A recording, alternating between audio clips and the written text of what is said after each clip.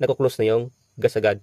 So, hindi na overflow yung ating carburetor. So, hello mga kabisik, ayan, may nagtanong sa atin, paano ba i-adjust itong ating floater? Yan o, especially yung mga plastic, ganito. Diba? Medyo bumaba na siya unti. Okay, pansin nyo ba? Hindi na siya naka-level ng maayos. Dapat ganyan siya. Okay? Or mas okay din na ganyan siya. Pero, lumaylay na. Okay? Paano ba i-adjust ito? So, yun ang gagawin natin. Siyempre, unang-una, i-check muna natin yung kanyang floater valve. Okay. Gawin natin. Yan. Check muna natin to. Okay. Yan. Check muna natin yung tip niya. Ito, possible na ganyan na yan. Kaya bumaba na yung floater niya, yung plastic. Okay, yan. Ibig sabihin, kailangan mo nang palitan yung ating floater valve. Sira na yung spring sa loob. Hindi na siya naglalaro. Okay? Kasi sa katagalan, syempre, naluma, nasisira, ganun. Alright? Baka yan. Kahit anong adjust mo dito, wala pa rin. Kasi nga, is, ito na. Problema. Kung good naman yan itong ating tip ng ating floater valve, okay, adjust na natin. Ito kasi, sinasabi ng karamihan din, at nasabi natin minsan din na, lagyan natin ng plastic na hindi natutunaw ng gas, okay? Or yung coke in can, yung sasabi ng mga veteranong mekaniko, no? Isingit lang natin dito, okay? Pero medyo hassle yan, no? Ako, dito lang, oh. Plastic naman to, mga kabisik. Alam mo to, na-design lang din to na i-adjust natin. Ito nga yung adjuster natin, no? Ng ating floater. Yan sa gitna, okay? Yung isa, ito yon, okay?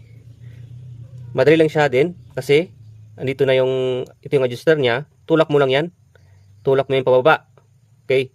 And then, syempre, aabot na siya dito.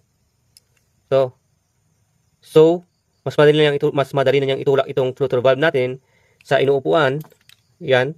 At makuklose niya yung ating gas na papasok. Pag tama na yung level ng gas natin. Okay? So, may sipon tayo. Sinsya na. Ito, sabi ko kanina, yan. Right? Pwedeng na-adjust din yan. Itutulak mo lang din to, mga kabisik, oh. Yan. Tulak mo lang yan. Dahan-dahan dito sa may pinaka dulo niya. Tulak-tulak mo lang. Papansin mo, bumababa siya. Yung itsura niya, yan. Bumababa siya, yan.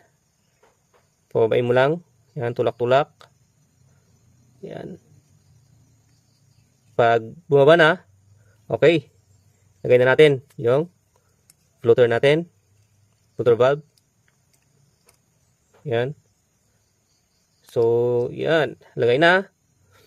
So, check na natin kung umangat ba yung ating floater na plastic. Yan. Lagay natin yung pin. Okay, yun o. Diba? O, umangat na siya. Good na. Yung level niya o.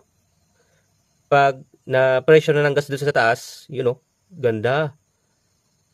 So, natutulak na niya agad yung ating floater valve doon sa loob. Sa kanyang inuupuan, sa seat niya, you know, nagko-close na yung gas agad. So, hindi na overflow yung ating carburetor. So, yun lang yung mga diskarte naman na pwede natin gawin. Marami pa. Na-share natin ng iba. Ano yung kailangan i-check. Kaya, yun mga kabisik. So, I hope na meron tayo natutunan sa mga nagtanong dyan. Paano i-adjust. Na-adjust naman yan eh. Kahit hindi mo lagyan ng coke in can yan. Tulak mo lang din yan. Plastic din naman yan. Ayos din yan, no? Basta good yung pin ng ating floater valve yung sa gitna. Okay?